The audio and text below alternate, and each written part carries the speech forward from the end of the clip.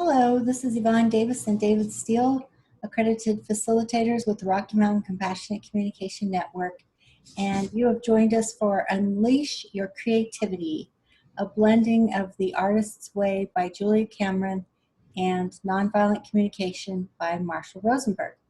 So as you can see today, David and I are taking another venture into the unknown, and we are trying this new experience of a split screen so that he can be in his home and I can be in my home and we can still record a video.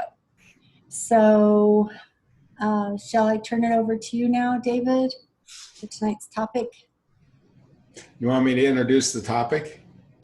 Well, I guess I can introduce it. The chapter that we're in I miss being able to, I can't look at you because then I'm not looking at the camera, I'm looking down. I miss having you next to me so we can look at each other. That's true. That's transparency, everyone out there in watching land. Mm-hmm. So anyway, we're in week 8 and it's recovering a sense of strength. And this chapter talks a lot about loss and disappointment and mourning. And I think that what she wanted to help people with was to turn your losses into gains. And so that's why she called it strength. But really the chapter is all about loss and sadness and disappointment and mourning. And you know, that's what comes with being vulnerable sometimes, the heartache and the disappointment and even devastation. So that's basically an introduction to what we will be covering this week.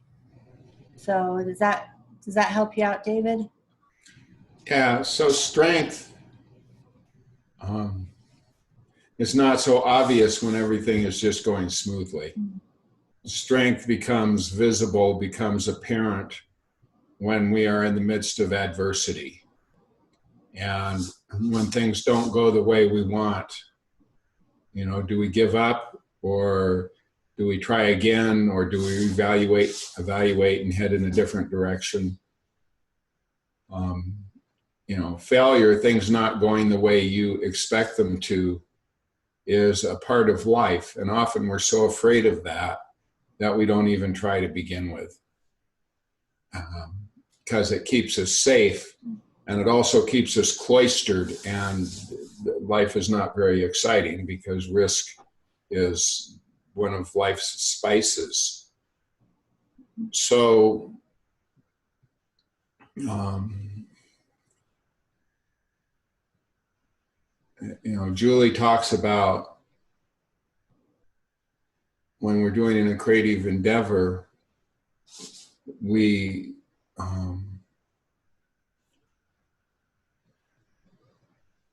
are actually reaching into the unknown to pull something into being, something that's never been before. That's what art is, is to interact with chaos and render it coherent and create some sort of artifact, whether it's cooking or sculpture, that is a record of that journey into the unknown. And since it's the unknown, we don't know how it's going to go. And so we have this, we struggle, in my opinion, with expectations, because our ego, our mind that wants to keep us safe, wants to plot out and know what's going to happen next. And when we don't know what's going to happen next, because we've gone through all of the chapters in this book and have created that sense of identity and connection and safety and all that within ourselves, then that empowers us to interact with the unknown and be open to whatever the outcome is. When we're attached to an outcome, then if things don't go the way we expected, we tend to call it failure, or we feel lots of anxiety because we've got to return it back to what we expect it to do. So one of the things that is part of loss is to give up our expectations, to surrender our expectations, to let go of them, to be open to what happens. And if it doesn't go the way we expect, to just release that. And often there's mourning in that, because the vision that inspires us, it becomes very precious to us. We can become very attached to it. And to let go of it, it can hurt. And so how do we metabolize that? So I am just curious, Michelle, if you've ever let go of something that was hard to let go of at the time, and really caused some of that anguish, but in the long run turned out to be very beneficial. Probably. It's a pretty broad question. And the first thought that came up is I let go of things every single day. I'm constantly letting go. I mean, that's seriously, like, even as this video is unfolding, or any of the videos we've done, but I'll just focus on this one because it's in the present moment. I'm letting go. You know, it's like I can hear your feet shuffling, and I'm thinking, oh, that's like this distracting noise on the video. Let it go. You know, I mean, so I'm just saying that the question to me seems too broad. I don't know how to answer it, because I'm letting go almost in every moment. Does that make sense? Yeah. What are you letting go of? Well, like I told you, I'm letting go of being attacked. Like I can hear your feet shuffling on the recording, and I have to let go of that. Like right now in this moment, I just have to let go. So I'm letting go all the time. And why? What does that do for you?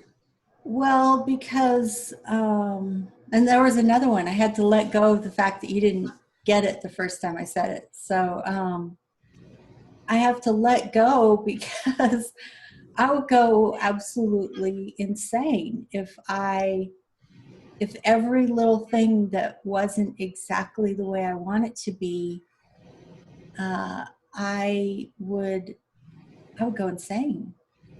So it's in this moment, that's the answer that comes to my mind, is it's a matter of sanity. So you had to let go of your perfectionism. Yes, absolutely. Mm-hmm. And how were you able to do that? Well, because I know it's really important to you. Knowing you, mm-hmm. you know, it's been a key part of your being, Mm-hmm. and sometimes an inhibiting, you know, a constricting part of your being. Mm-hmm. Yeah. How were you able to let go of that? Well, for me, it was a matter of life and death, because I used alcohol as a way to, you know, to feel some release, to feel some freedom from that constant perfectionism. And because the way alcoholism works, you can't, you know, like in one moment maybe you get some relief, but just like any form of addiction, you have to use more and more and more to get back to a feeling of the feeling that you want, whatever that feeling is. For me, it was relaxation, more comfortable state of being, some kind of release, you know, so that I could feel free from that constant pressure. But with any kind of addiction, it just takes more and more and more. And so, so for me, it got to the point where it was really a matter of life and death. And I couldn't, yeah. So many people die. How were you able to just meet that challenge? What was the strength in you, or what summoned strength in you so that you could take that step into the unknown, that letting go? Well, if you're talking specifically about why I quit drinking, that had to do with my daughter. Yeah, that's Pregnant. And keep going. I realized that there was something or someone that mattered more to me than using the alcohol to try to give myself relief. So that meant, since I couldn't use the alcohol anymore, that meant I had to finally confront my shadow. So that's when I began to truly confront my shadow. But it was because there was something or someone that mattered to me more than trying to get the comfort that I wanted, trying to run away from the discomfort that I was experiencing. So I had to face my shadow. So what I'm hearing is there was a connection to your daughter, to something beyond yourself, something that you could devote yourself to, that mattered. Yeah. Mm-hmm.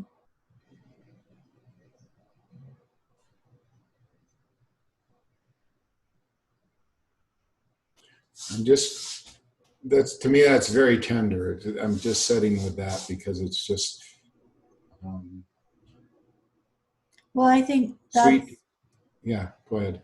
I think that's often what,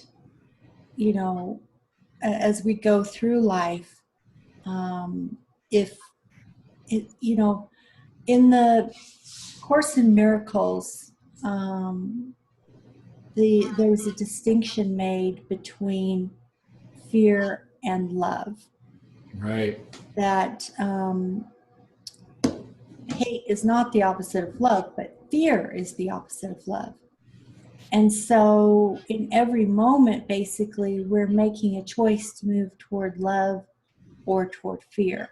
In other words, we're making a choice to give in to love, to surrender to love, or to surrender to fear and give in to fear. And it's natural, I think, to give in to fear. We're kind of wired that way. It's a survival mechanism.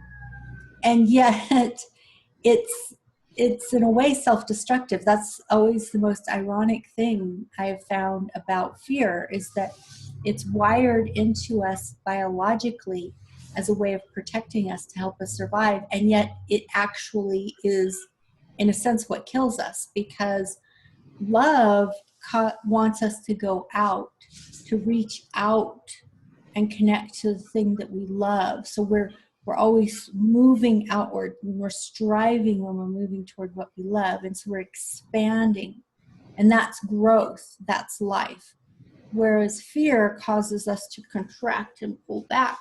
And so the ultimate, the ending of that is death. So that's why I think it's so strange that, that we're biologically wired for fear, that's supposed to help us survive. And yet, if you think about it, ultimately, it kills us. Does that make sense? Yes and no. Like you said, it's very strange. Yeah, it's paradoxical. From my point of view, the paradox is that we become attached to physical things. And this kind of sound kind of Buddhist, but I didn't get this from Buddhism. I got this from my own experience. That we become attached to specific things in the way that they should be. And that's where our security comes from. And yet all physical things decay and end. And so fear based in our biological being is identifying with the physical things. And I think it's a challenge to our consciousness. It's a reminder to our consciousness that if you're attached, if you're connected to the physical, then there's limitation and finiteness. And if your consciousness can move beyond that, and you talked about love going out and expanding, and really it's a sense of a larger self, a more complete self, and not being alone, that we are companioned. And that's the challenge. Can we break the hypnotic spell that has us mesmerized by the physical and turn into that loving energy that is timeless, really? Yeah, I do think that's true. One more thing I would add to that is, because of the fact that we're in this space-time continuum, this physical material reality, I would say, rather than just leave it at let go of the form, let go of this physical, don't be attached to outcome, don't be attached to any of this stuff. It might, I would at least like to add to it, can we have a playful attitude? Because the reason why I want to say that is because a lot of times what happens is when people hear don't be attached, be detached. Right. Don't be attached to form or outcome or anything like that, then they do the opposite, which is to dissociate, which isn't actually surrender. Right. It's trying to, it's again that pushing away, that we talked about with the shadow, is like, oh, I can't be attached to form, but it's not really a true detachment. Rather, it's a pushing away out of fear. Like, I better not be attached to this. Oh, can't love that. Can't feel for that. That would be attachment. I can't care about anything. So it ends up as dissociation instead of an actual spiritual surrender. Because when we surrender, we're actually more in the physical. We actually come more into the physical. That's the paradox. It is. You're right. You're right. Because once we're no longer attached to it, we can participate in it more freely because it's not going to imprison us. Right. And so we're actually able to live more fully and commit more fully to life and be more present and be more physical. Yeah. Yeah, that's a good point. Yeah. So I have a need to attend to some cooking. So either we pause the video or we stop it at this point. I think this feels like a good stopping point. Okay. So, so we'll go ahead and bring this to a close, and then we'll continue tomorrow. And as usual, if you haven't subscribed, please subscribe to this channel and ring the bell for notifications. Click like on this video, share on your social media and with your friends and family. And if you have any comments or questions, please leave them in the comment boxes below. And we will see you again tomorrow. Thank you for joining us. Bye. Bye-bye.